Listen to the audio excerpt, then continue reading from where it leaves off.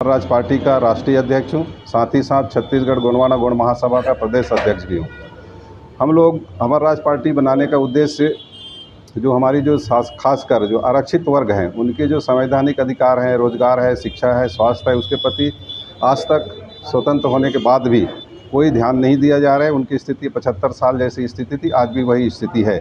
इनको लेकर कई बार आंदोलन किया गया, उसके बावजूद भी समस्याओं का समाधान नहीं हुआ। इसी को दृष्टिगत रखते हुए हम लोगों ने छत्तीसगढ़ में, उड़ीसा, तेलंगाना, आंध्र प्रदेश सब में चुनाव लड़ने का प्लानिंग बनाया है। वर्तमान में यहाँ चुनाव हो रहा है महाराष्ट्र में, इसमें भी हम 25 से 30 में चुनाव लड़ने के तैयार हैं और इसके लिए हम लोग बातचीत कर रहे हैं। साथ ही साथ हम लोगों ने अगर समान विचारधारा हमारे जिन पार्टियों से होगी उनसे हम लोग टाई अप भी करेंगे। ऐसे हम लोगों की पार्टी की चर्चा चल रही है। क्या मुद्दा रहेगा आपका चुनाव का?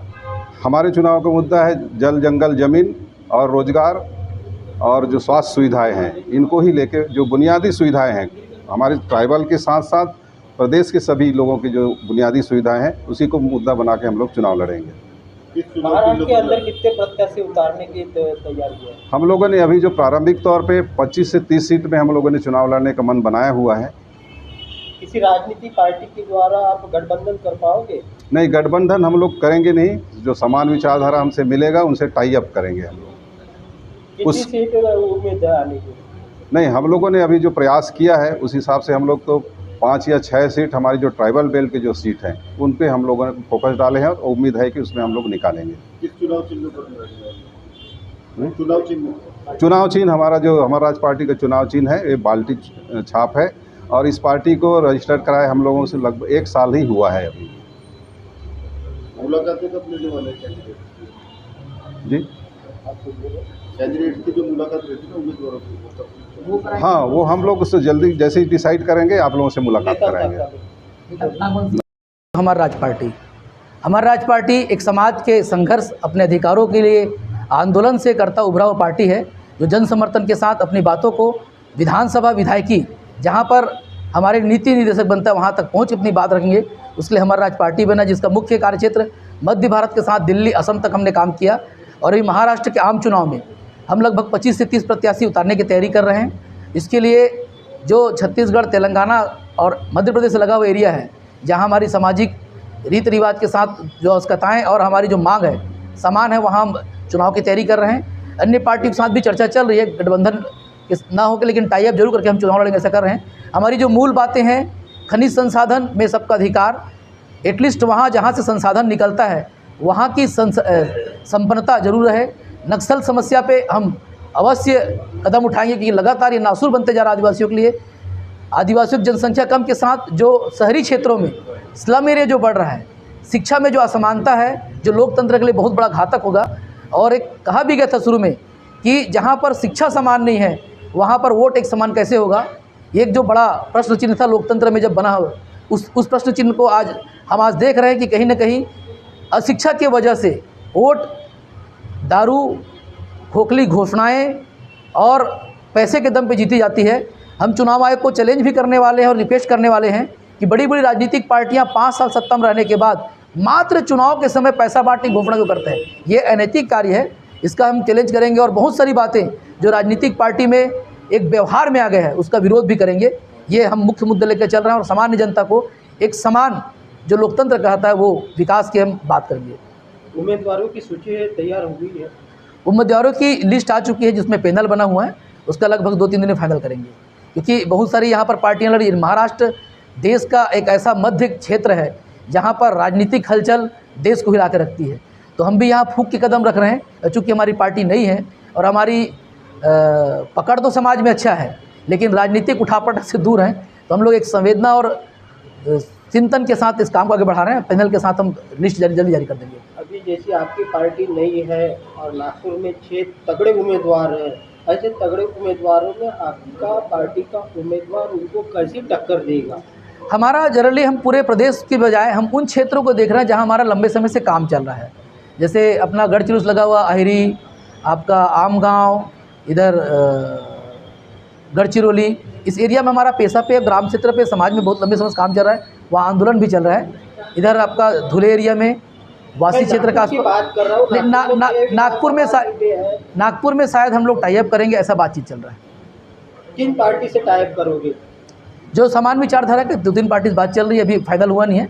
जैसे होता हम जरूर आपके सामने प्रस्तुत करेंगे। और पत्रकार साथियों के माध्यम से मैं पूरे नागपुर की जनता से अनुरोध करूंगा, एक अवसर एक नई पार्टी को दे ताकि एक नए विचार के साथ हम काम कर सकें। मी मालिकराव धर्माजी मरावी, हमरराज पार्टी प्रदेशाध्यक्ष महाराष्ट्र। आता होणाऱ्या विधानसभा निवडणुकीमध्ये हमरराज पार्टीतर्फे छत्तीसगड, तेलंगणा, महाराष्ट्र बॉर्डर पासून आम्ही महाराष्ट्रामध्ये 25 ते 30 सीटा निवडणुकीमध्ये उभे करणार आहोत। आमचा मुख्य उद्देश आहे, आमचे जे अनुसूचित जमाती ट्रायबल एरिया जो विकास व्हायला पाहिजे होता आजपर्यंत तो झालेला नाही, त्या दृष्टिकोनातून आमचा मुख्य निवडणुकीचा उद्देश शिक्षण, आरोग्य, जल, जमीन आणि आमची शेती यावर आम्ही भरघोस प्रयत्न करणार आहोत, जेणेकरून आज आमचे विद्यार्थी किंवा जे शेतमजूर आहेत ते रोजगारापासून वंचित होत आहेत। त्यामुळे आज गडचिरोली सारख्या ठिकाणी 20 ते 25 मोठे मोठे कारखाने येत आहेत, परंतु त्यावेळेस जंगल हा पूर्ण नष्ट होणार आहे आणि तिथला जो स्थानिक अनुसूचित जमातीचे लोक आहेत त्यांना तो खूप त्रास होणार आहे। त्यांच्या पहिले कुठेतरी त्यांना वेगळ्या चांगल्या ठिकाणी त्यांना आधार द्यायला पाहिजे, परंतु पहिले कंपन्या येत आहेत आणि त्याच्यानंतर त्यांचा सर्वे सुरू आहे। ह्या गोष्टी आजच्या घडीला 2 ज्या कंपन्या आहेत, सुजागड आणि कोणसरी, परंतु स्थानिक लोकांना प्राधान्य दिलेलं नाही त्या ठिकाणी। म्हणजे आज विद्यार्थी शिकत आहेत, त्यांना तुम्हाला रेल्वेमध्ये नोकरी लागणार, एअरपोर्टमध्ये नोकरी लागणार, हे सगळे आश्वासन देतात, परंतु आतापर्यंत कोणी तिथपर्यंत पोहोचलेला नाही। आमच्या ट्रायबल विभागामार्फत जे प्रशिक्षण दिलं जातो, परंतु ज्यावेळेस नोकरीची वेळ येते त्यावेळेस त्याला वंचित ठेवला जातो। आजच्या घडीला पेसा कायदा हा एवढापर्यंत आम्हाला थांबवून ठेवले होते, आता निवडणुकीच्या अगोदर त्यांना ऑर्डर दिले। म्हणजे किती आज 15 ते 20 वर्षापासून आम्ही झगडत आहोत त्या विषयासाठी, मोर्चे आंदोलन हे चालू आहे। परत आमच्या आरक्षणामध्ये पण सुद्धा दुसऱ्या समाजाला इन्क्लूड करतात आणि आमच्या मार्गामध्ये वाद सुरू करून टाकतात। तर विशेष म्हणजे आज हसदेव सारख्या ठिकाणी जो जंगल जमीन आहे आमचा छत्तीसगड आणि महाराष्ट्र, हाच एक उरलेला आहे का जो आमचा स्वास्थ्याला, आरोग्याला फायद्याचा आहे। पण तिथे सुद्धा आज मोठ्या मोठ्या कंपन्या येऊन ते जंगल जर नष्ट झाला तर पुढे आम्हाला तो सगळा त्रास होणार आहे। म्हणजे आमचा जो आयुष्य, जीवन जगण्याचा जो आयुष्य आहे तो आमचा हिरावून घेण्याचा प्रयत्न करत आहे। याकरता आमची हमरराज पार्टी विशेष करून आज महाराष्ट्रामध्ये प्रथमच ही निवडणूक लढवत आहे, पण जोमानं लढवण्याचा आम्ही प्रयत्न केलेला आहे। हमरराज पार्टीचे जे संचालक आहेत माननीय नेताम साहेब, त्यांचा एक उद्देश आहे, तर हा जो पट्टा आहे आसाम पासून तर छत्तीसगड, तेलंगणा आणि गडचिरोली, चंद्रपूर, भंडारा, गोंदिया या ठिकाणी विशेष लक्ष देण्याची गरज आहे।